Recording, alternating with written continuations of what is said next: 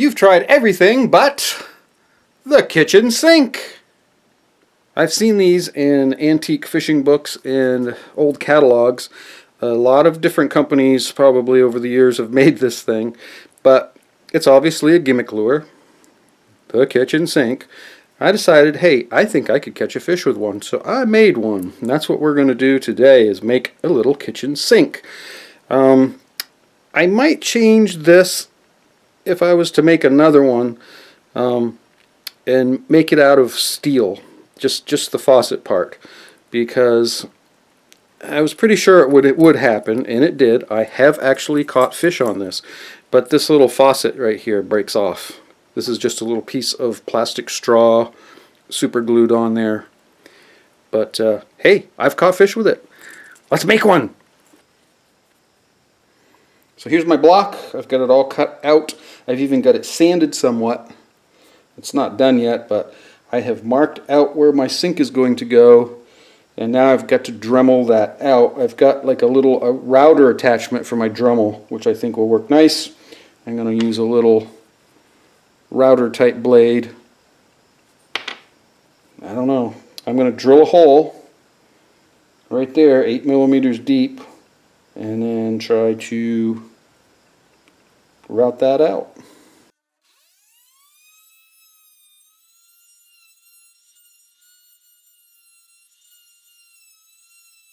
So what I used was just a rotary tool with a router bit, 1/4-inch router bit.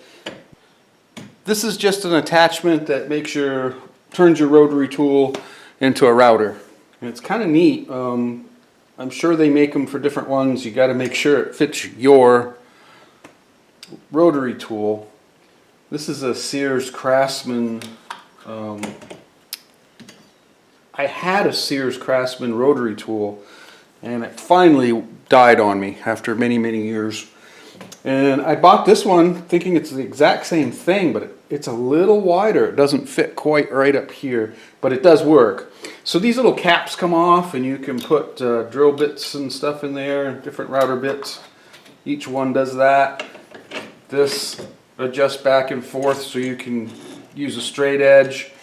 You can change the depth of your router right there. It's kind of a neat little thing.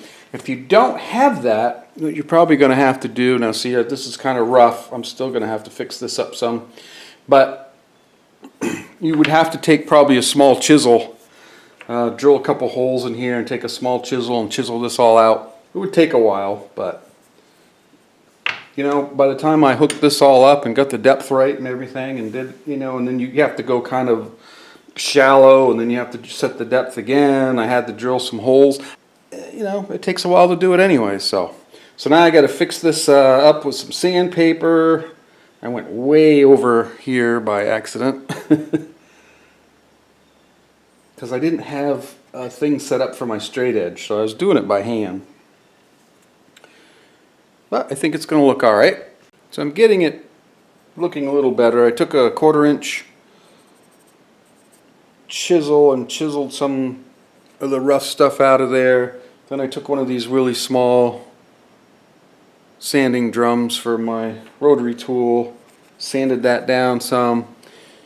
But there are some rough spots in here that I am going to use wood filler in.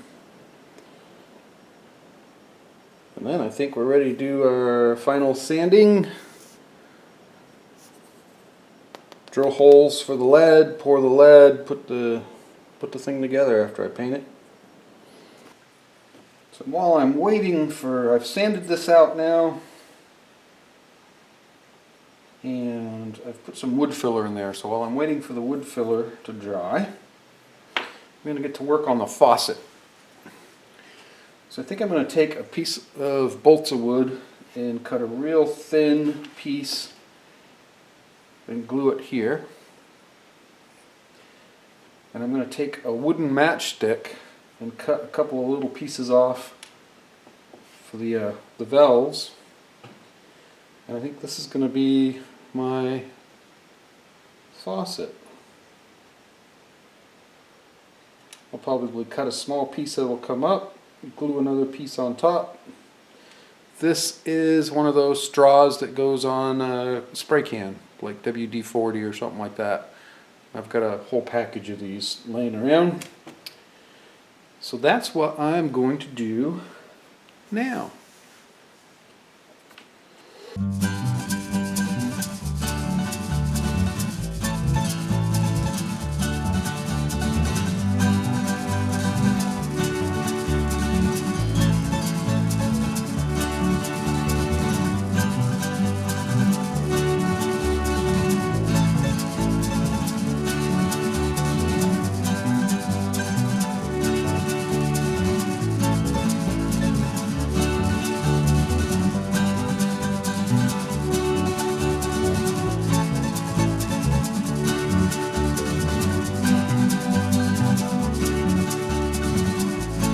Well, I managed to burn the wood a little, which always makes me mad.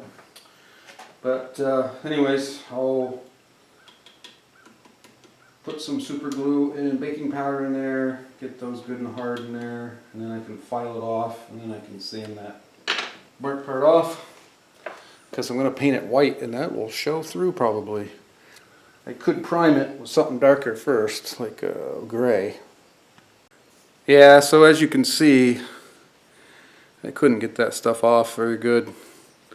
So I'm going to have to prime this with gray first. I started to make the sink, you know, the faucet, and I was thinking that's a dumb idea because I got to get in here and sand. I got to sand all this, pour the lead, drill holes, all that stuff. The sink should go on last.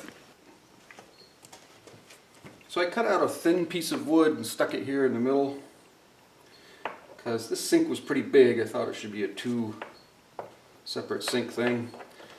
I need to paint, and I'll do the nail method where I dip a nail head into paint to make the drains. But before I do that, I'm going to put the faucet together because these little pieces of plastic from the straw, I imagine my paint's not going to stick to it very well, so I want to prime it first. So I'm going to go ahead and put the faucet together and then prime it. Now I am completely out of my normal, oh gosh, glue, super glue. This is really, really thin. This has the viscosity of water.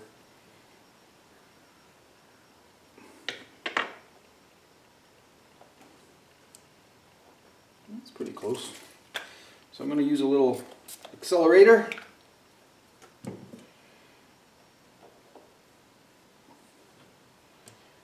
My real short piece on there first, and then this is the longer piece, which is the faucet. Try to glue that on there.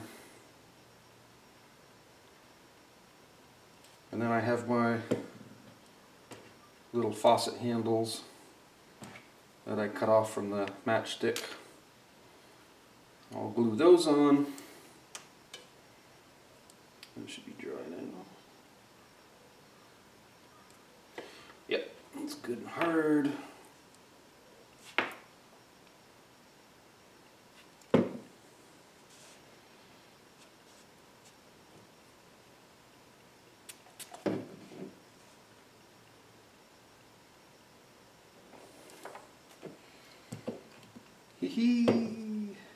That's going to be super, super fragile.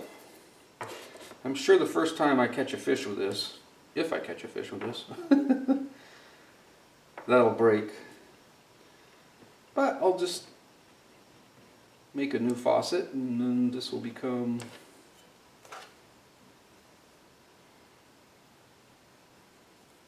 something I look at. I put on display.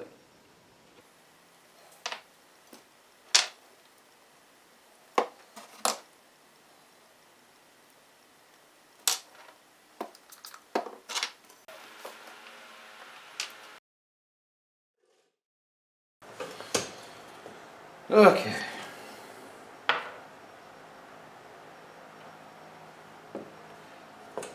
Time to paint. Paint the actual faucet here. Paint it. You can paint it brass, silver. I'm going to go gold.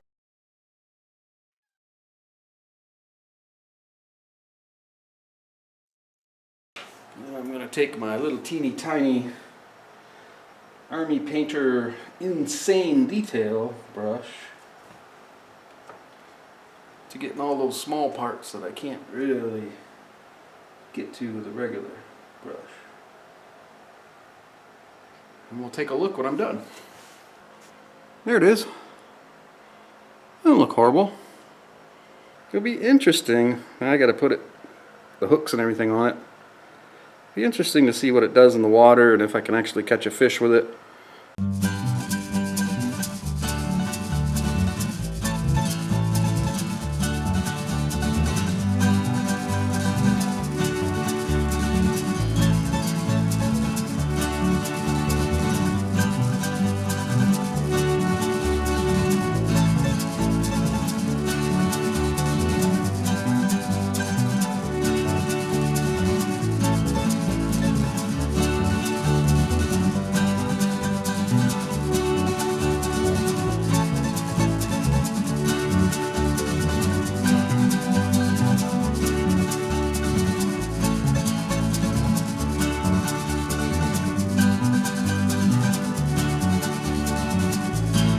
Now I've got a problem.